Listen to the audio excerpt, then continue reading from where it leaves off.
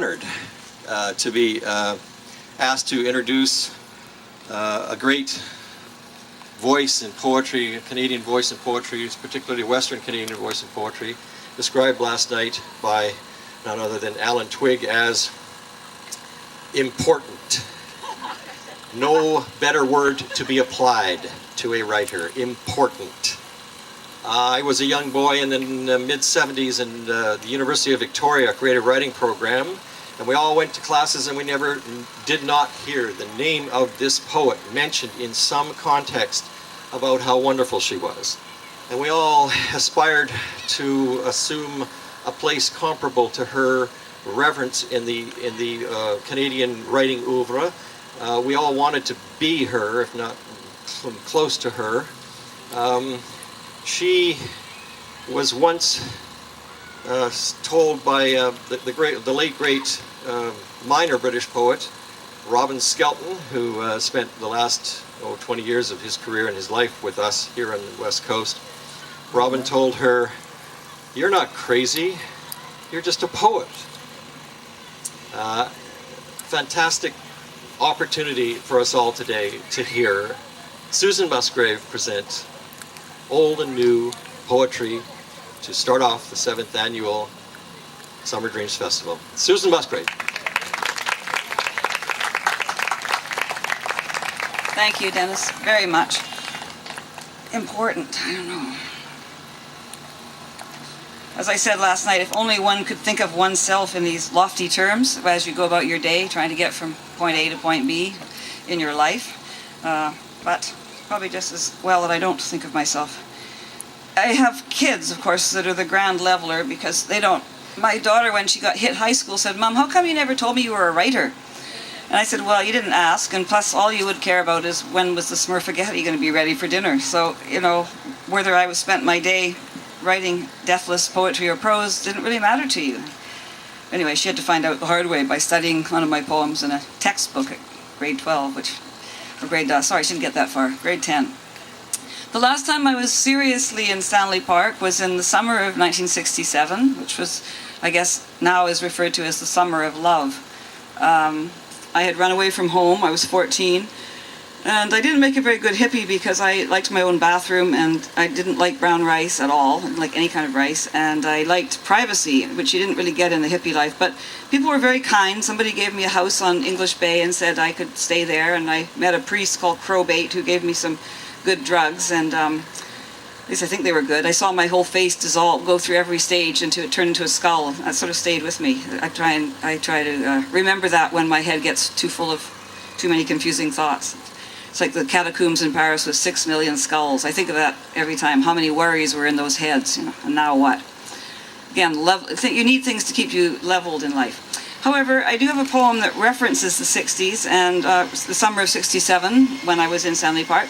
And about 15 years ago, I got a parking ticket in Parry Sound, Ontario, because the meter didn't work. I left a note on the meter saying I'm not paying this because the meter's broken.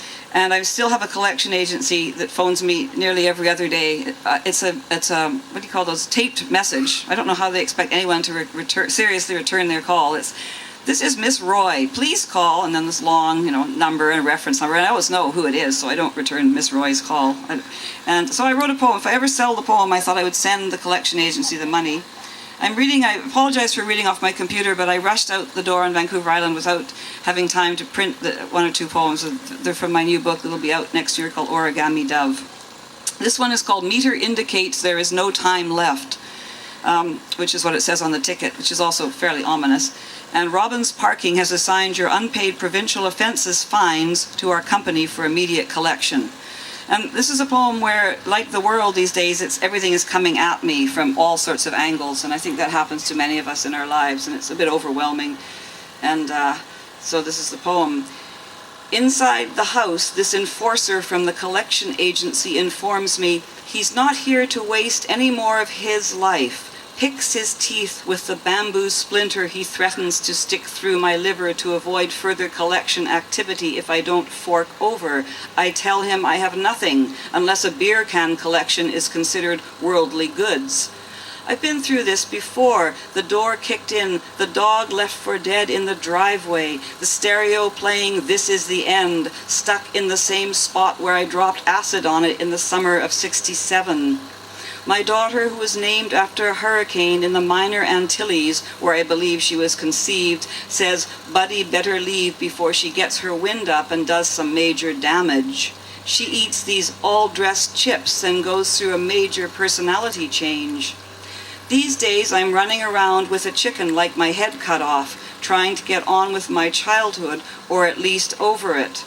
At late Dad's funeral, my aggrieved mother climbed onto the church roof and started shouting, "Your Father who art in hell!"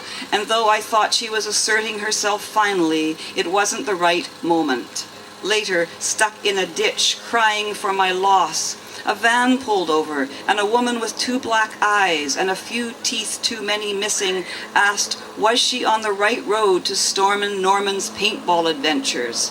Isn't this the way life always goes? Life goes on. I mean, you wish it would stop, if only for a moment, so you could pause to apply another layer of CoverGirl hydrating concealer to soften the permanent lines of sorrow. One breath, mint at a time, I tell myself, as if anyone on this lonely planet will be here to kiss me goodbye or perform mouth to mouth on me when I decide to give up breathing forever.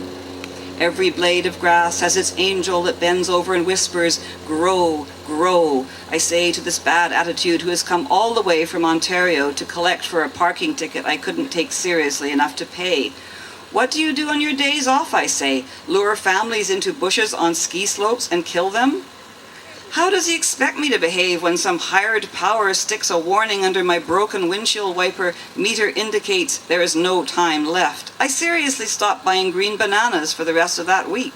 Now I'm busted. Can't even afford the dog a decent burial. Stop with the condolences to Rover. He hasn't rolled over since last week when the posse comitatus broke in to repossess the furniture. Who needs a front door anyway when there's no way out? Who needs a love seat with a broken arm, or a bed with no give? When I picture my body these days, it's going for broke in a hot-wired hearse. All these secondary veins and main arteries like interconnecting highways full of unhappy accidents waiting to happen. That's luck.